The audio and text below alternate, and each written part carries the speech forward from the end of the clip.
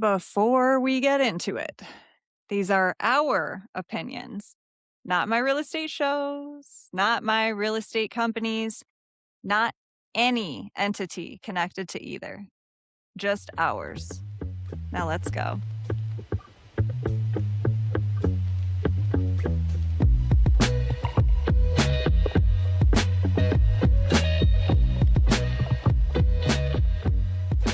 Welcome to my real estate show. Yesterday was Memorial Day. I will always take a beat for the people that didn't come home. Today, we get back to work and got a few things to talk about. I am your host, Sandi Lyn Burnett.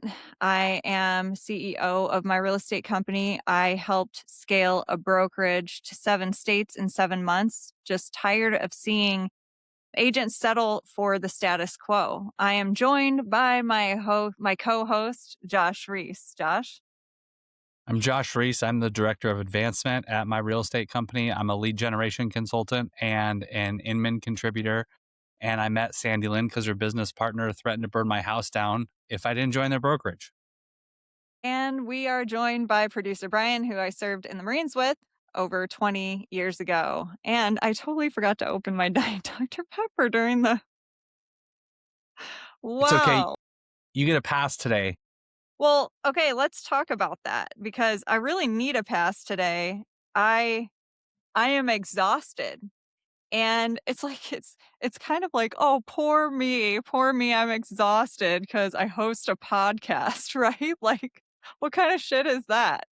Um, but I never respected, truly understood or respected how much work goes into a well thought out or well produced podcast until attempting to do these podcasts ourselves. So this is my real estate show, and we're kind of finding our rhythm here. We like to keep it loose. The point of this show is for any agent that feels alone in their real estate career, for us to like end that feeling. For agents to kind of start to have some consistency in their day, be able to tune into this daily real estate show at noon central every day, and then just catch up on industry news, but like be entertained while it happens, maybe pick up some tips in real estate. Sometimes we have guests, sometimes we don't.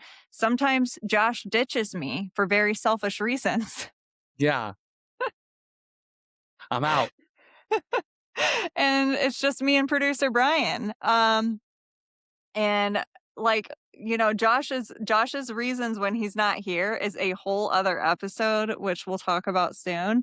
And I think that that's important to cover down on in real estate. But that's my long-winded way of being like, this show is for you, the agents. We have no ulterior motives or agendas. I mean, the only thing would be, hey, if you like any of these episodes or any of these clips, please share them with other agents that could use it, use a laugh, use like the actual knowledge. I mean, whatever you get out of it. I mean, make fun of me. I don't care really. But if you could follow our show and just share anything you find value in, that really helps us get our show off the ground. It's a brand new show.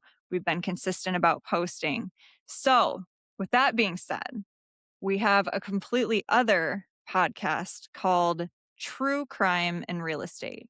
And that podcast was born out of just trying to have a weekly training for agents that's like, hey, here's how to watch it. Like, here's how to stay safe. Here's how to not get murdered.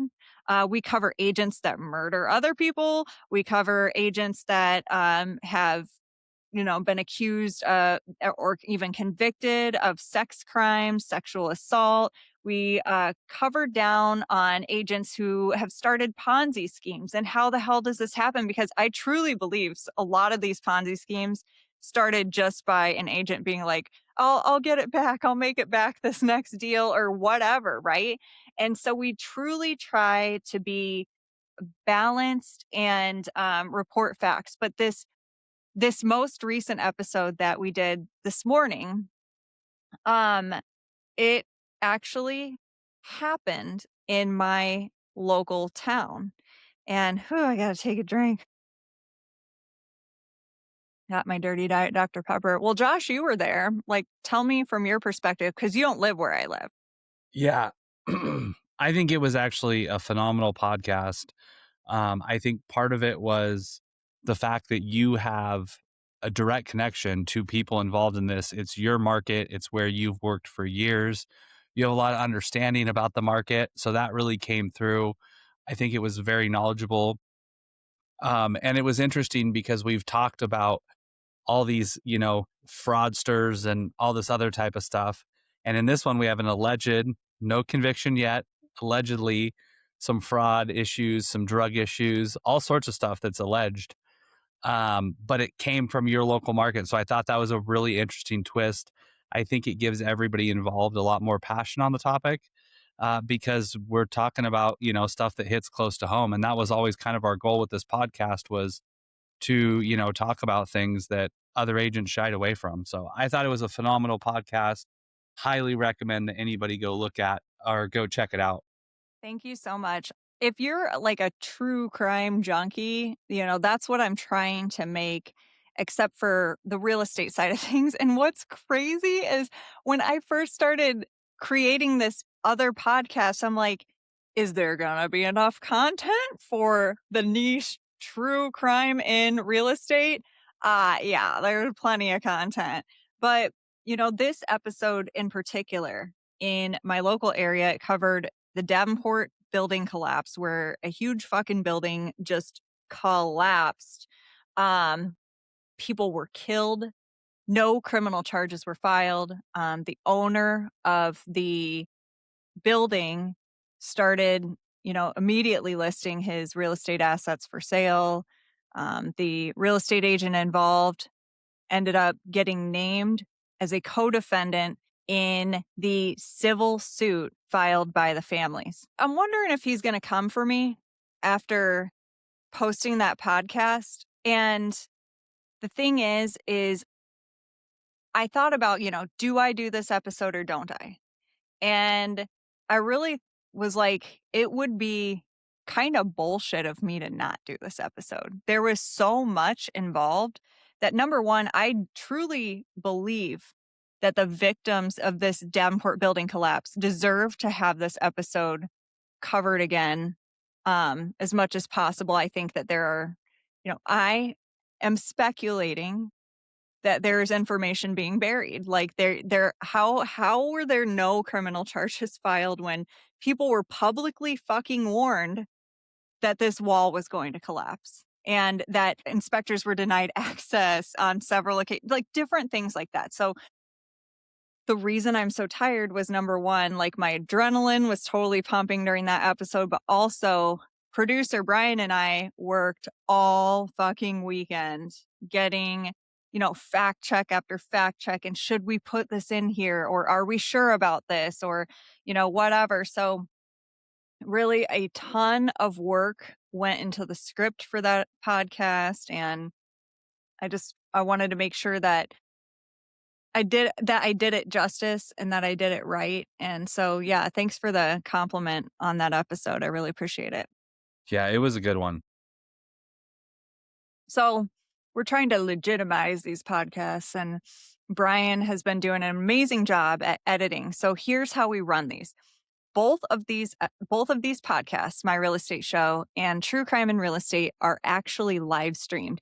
You can fucking watch the live stream. You can comment. We read your chats. Sometimes I'll read it on the air. Sometimes Brian will post it on the air. You can actually, on My Real Estate Show, you can actually change the course of what we are discussing in real time. And that's what I find very powerful about this show.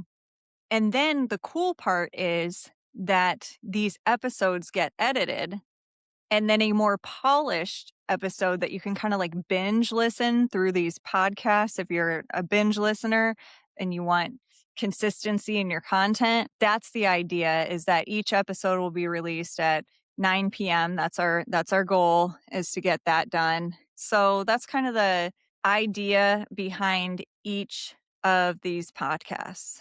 I was thinking, and another interesting thing is like Josh, Brian, and I have a chat about like show content. Hey, we should talk about this on the show. We should talk about that.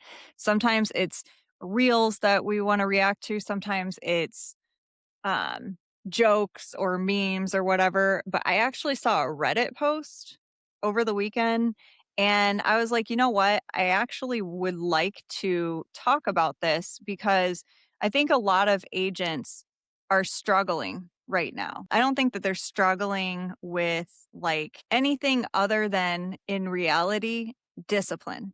I think that is one of real estate agents' most difficult struggles.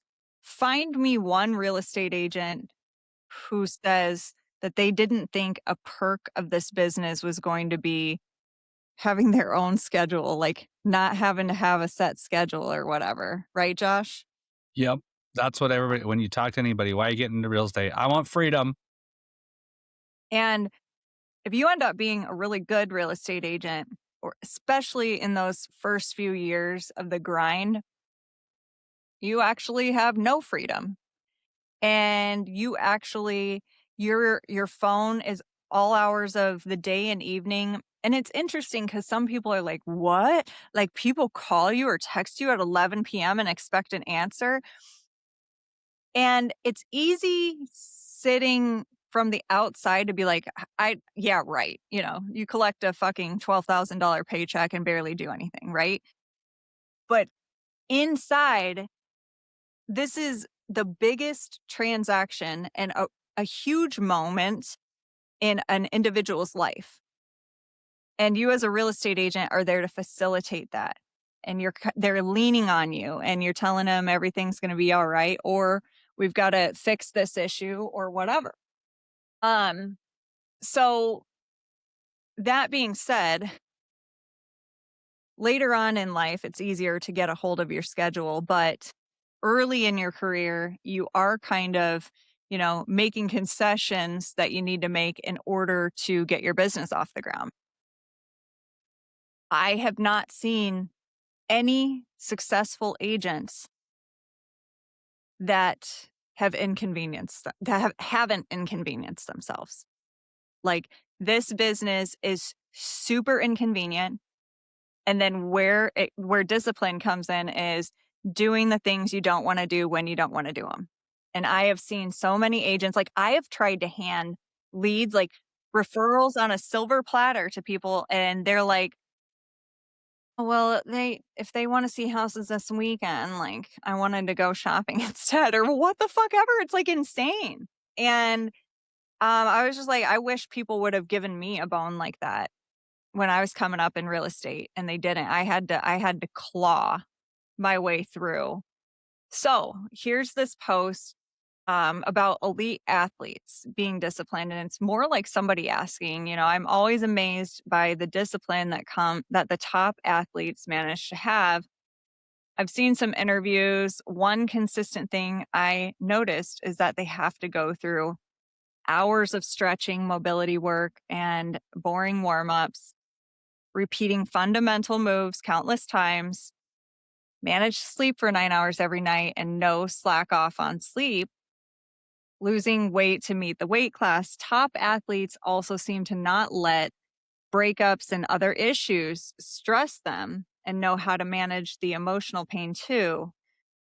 I want to know, are they born different? Like if their brain works differently compared to an average Joe, because not everyone can go through the pain. Or I want to know if there's anything I can learn, like how to be like them. And then a comment that I sent even further about this post that I wanted to highlight is I had a buddy who was on the US Olympic rowing team. When he was 28, he got in a minor car accident, but it jacked his back up. He had to take a full season off, 8 months.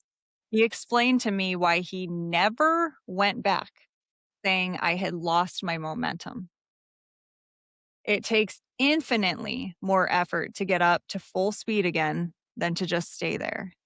Let's talk about that, Josh, because I think you and I kind of have opinions on discipline. And Brian, I served with him in the Marines. I'm sure he has some opinions on discipline. So, what do you have to say about that? The interesting thing is new agents get into the industry to have the freedom, but we don't really prepare them very good. So anybody that's listening to this and thinking about getting into real estate, or if you're just new to real estate, understand like if you have a conversion rate of 2%, that's really good. So if you close 2 leads out of every 100 that you get in real estate, that's really good.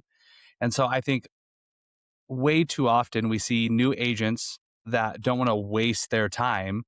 And so they give up opportunities. But my thing is, as a new agent, you should be taking every opportunity that you could because the conversion rate in this industry is terrible. So, if you're a new agent, your conversion rate's probably not going to be 2% because you don't have those skills yet. So you're probably going to be around 1% to a half a percent. So you better be making phone calls, making those contacts, doing those things if you ever want to get to that elite level of an elite real estate agent. And I do agree. I think once you kind of get there, things slow down a little bit for you and you can start being a little more specific with the listings that you take, the buyers that you take, and that type of stuff. Um, it also reminds me of a book, well, actually, two books by Tim Grover.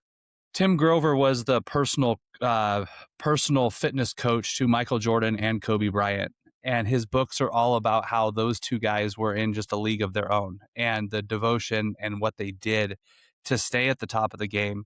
And I think there's a lot of things in those books that agents can take away and look at, like, if you want to be a top producer, and we throw that word around a lot in the industry, but if you really actually want to be a top producer, not just call yourself one, it takes dedication and it takes hard work.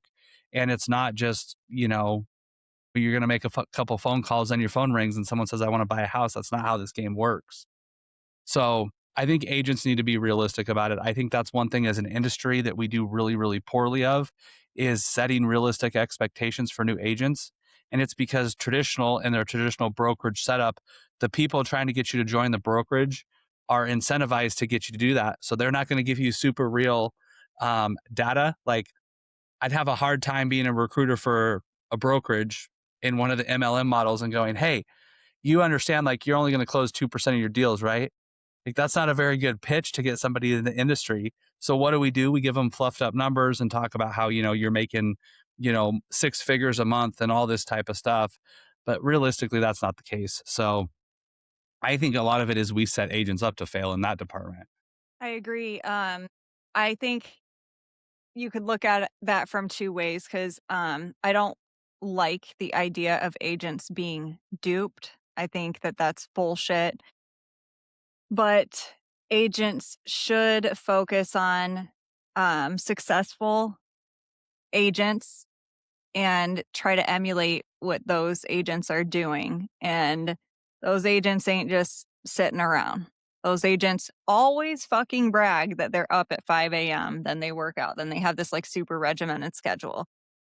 And when I was like, wow, why am I not making any money in this industry? What's wrong? It was when I was like fucking around, like in bed all day because I was tired or depressed. I struggle with PTSD.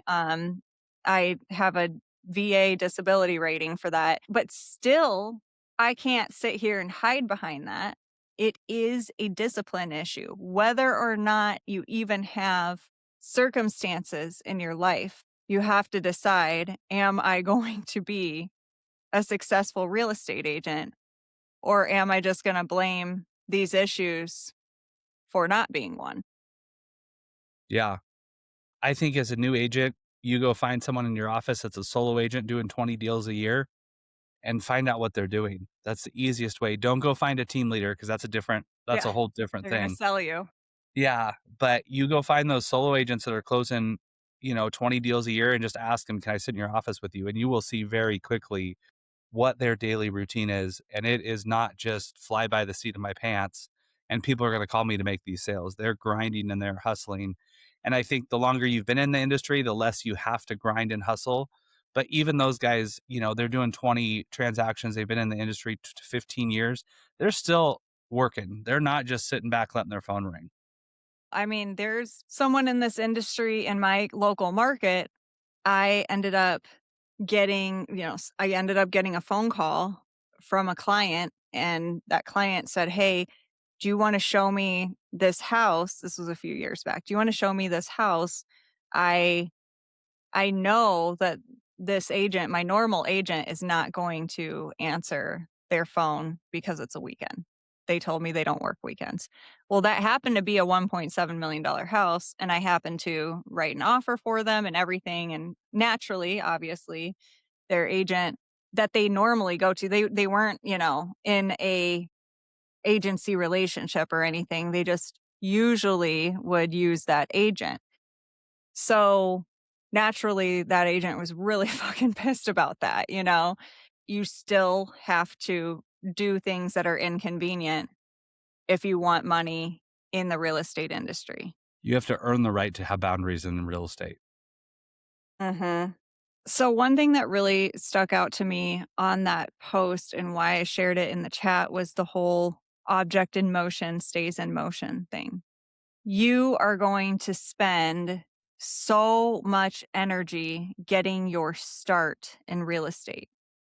And if you stop and you give up too soon, and this is the most common thing that I fucking hear.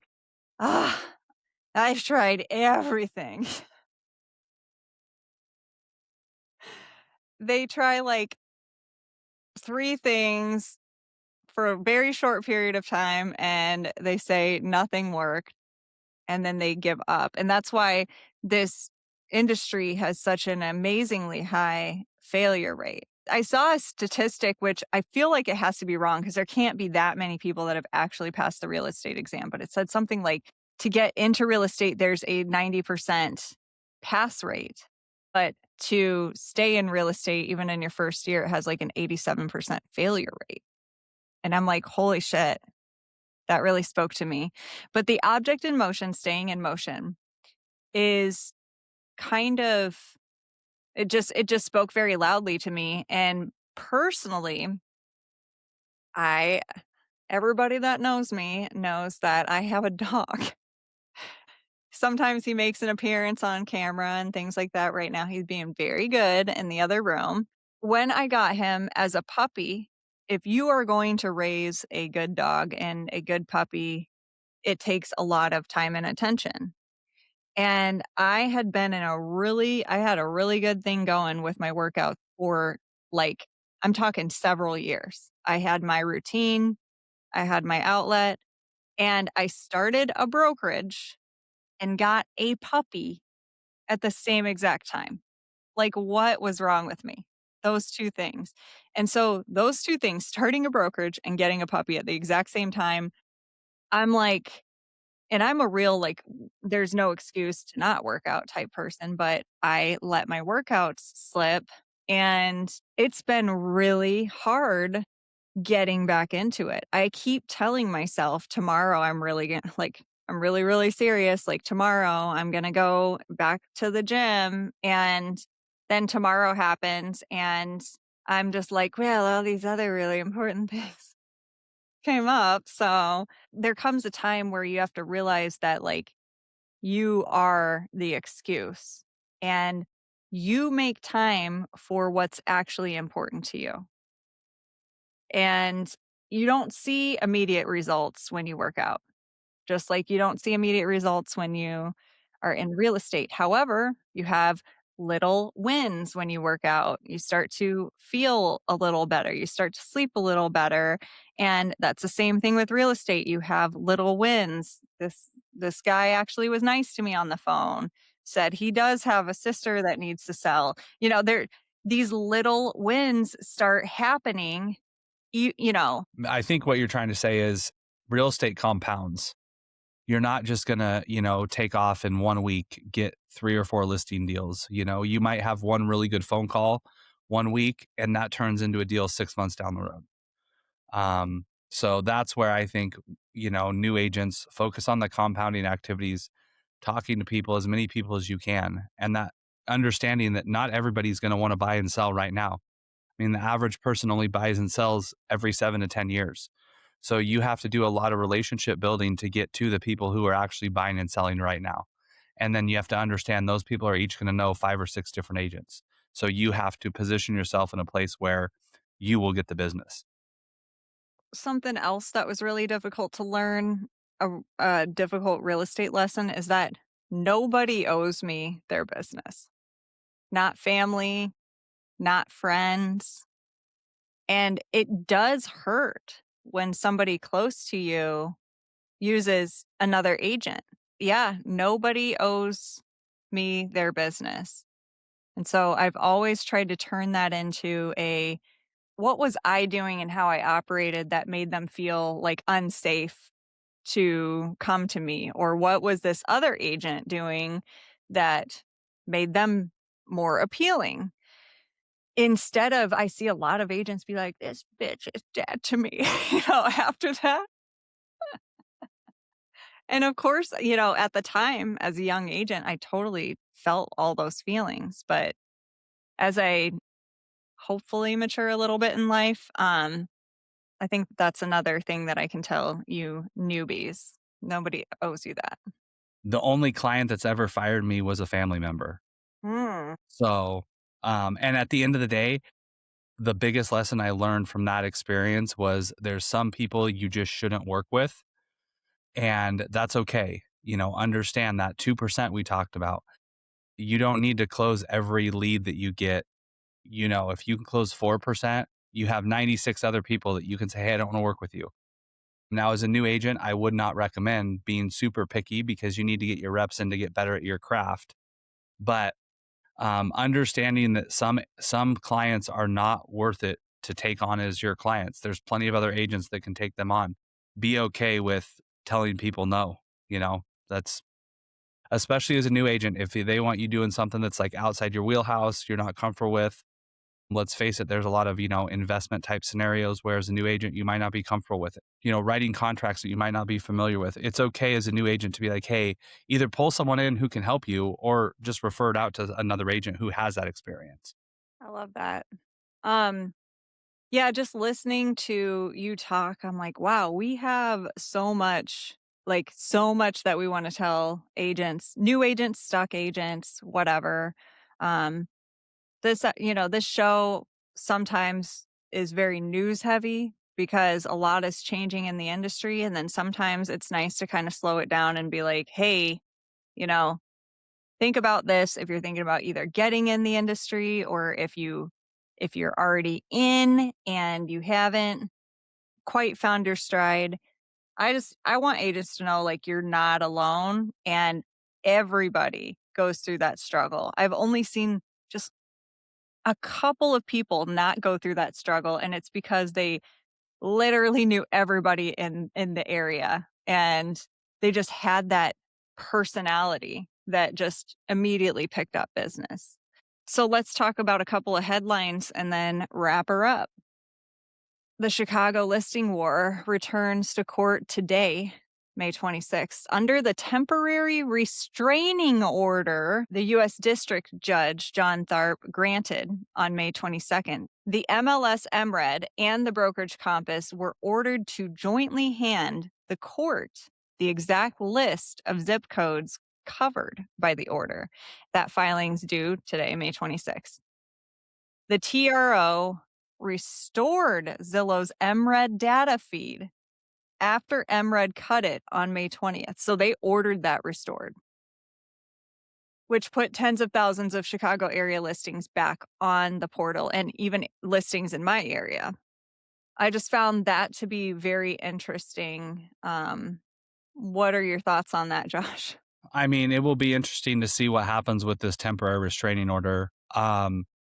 I think it's going to be one of those things that ultimately it seems to me, which I'm not, I don't know everything, but it seems to me like it's pretty clear that Zillow is in the wrong here in terms of like, it's pretty clear that NAR restrictions on IDX feeds basically say, you can't pick and choose which feeds you're going to display. There is one caveat where if there's I forget the verbiage they use, but basically, if it's like a rental scenario and you don't work rentals, then you can take those off your feed and that's okay. But I think ultimately Zillow was in the wrong and they went to the federal judge and screamed foul and claimed victim. But really, it seems like it's pretty clear to me on what's going on. Now, the interesting thing about it is how the judge is going to interpret NAR's IDX rules is going to be a totally different thing. And that's one thing we really haven't seen is the civil courts and NAR's basically rule book get scrutiny from judges in a civil setting yet, because we really haven't seen that. And I've read the NAR handbook, and let's face it, like there's some stuff in there that I'm like, I don't even think this is okay. So it'll be interesting to see, now that we're getting some legal scrutiny on some of the NAR stuff. It will be interesting to see what happens with this. I think Zillow pretty much knew that they were going to lose it, but they got the TPO in place. And really, I think it's just a stalling tactic to give them more time to negotiate. I think Compass, MRED, and Zillow are going to come to some type of agreement here. There's too much money at play for all of them to not, and to fight each other is just ridiculous. So we'll see what happens, but it will definitely be interesting to see if that TPO is upheld or not. Personally think the judge was out of line. I think the judge made the wrong call restoring that feed. I think MRED had every right to shut down a feed to a non-compliant brokerage. So I just thought that that was very interesting. Why is Zillow allowed to cut specific listings from their feed? But then when the MLS follows the MLS guidelines and rules, a judge steps in. So I'm actually interested to see what happens next on that. Okay, so the next headline, Housing Wire published a piece by Juliet Clapp arguing the client interview has fundamentally changed. As the market gets more complex, buyers and sellers are grading agents on guidance, candor, and how they handle hard parts of a transaction, not on access to listings. The agents who ask better questions, communicate consistently, and manage the stress points are always the ones building trust and repeat business. Josh, I think like you often do quotes at our company meeting surrounding this, surrounding communication and setting expectations. I think for a long time, agents use their value as the fact that they could open a door and get you into a house. For a long time, that was always kind of the pitch, is, hey, I've got this special access to any listing. And I think what we've seen is consumers don't care anymore. They realize, like, yes, you have access, but a lot of other agents have access to this house too. You're not the only one. And I think they're really looking at who has the knowledge now and the understanding to actually protect them. It was seemed a lot easier to close a deal when rates were 2-3% because nobody freaking cared. And now that they're hovering around 6.5, there's a lot more that goes into a transaction. And your clients want you to understand what's going on. And not only you understand it, but you can explain it to them of the process and all that type of stuff. And so I think consumer behavior is really driving a change where your value is no longer tied into the fact that you can get somebody into a listing. Nobody cares. And going to the fact of how do you actually protect your clients and protect, their wishes. Are you good at negotiating? All those type of things are becoming a lot more important now where they used to not be, which is crazy to say. I think that consumers are a lot more selective on who they hire for buyer's agents. They've always been semi-selective on listing agents because they have to sit there, sign on the dotted line. Oh, you're going to charge this much. Oh, pulled these comps for my house. Oh, you can charge, you think you can list for this much. Oh, this is your marketing plan. And for buyers to just only be like, well, I'm going to take you to some showings and call it a day. Like that, if you're still saying that's your value, that you're going into a fucking house and being like, "This is a kitchen," Yeah. like, you are wrong. Your value comes in knowing the contracts inside and out. Your value comes in building relationships with the cooperating agents. Your value comes in helping your client avoid lawsuits. So, yeah, I found that very interesting, and matter of fact, I warn my clients, my buyer clients, and I say, "You will probably find your desired house before I do, because you're the one constantly scrolling Zillow and looking at everything, plus they usually look outside their criteria anyway, right?" And so I'm gonna be honest with you, Mr. and Mrs. Buyer, I'm probably not going to be the one that actually finds your house. That's not where my value comes in. Of course, I'm going to show you the house. Of course, make arrangements, whatever. But here's where my value comes in: negotiations, all this stuff. And that's where I think it's important that buyers agents start keeping case studies on wins that they've had. I've negotiated last summer a new roof, a new air conditioner, and the sellers paid my commission. I think I was worth it. So, all right. So I think that's a good place to kind of wrap it up. I'm very tired after true crime and real estate, but honestly, I hope that anybody out there listening, I hope you feel a little less lonely in your real estate career, or you got a little bit of entertainment. If you found value in this, please share it with somebody. Please review our podcast wherever you listen. And that's about all I got. This has been My Real Estate Show, and we'll see you next time. See you tomorrow.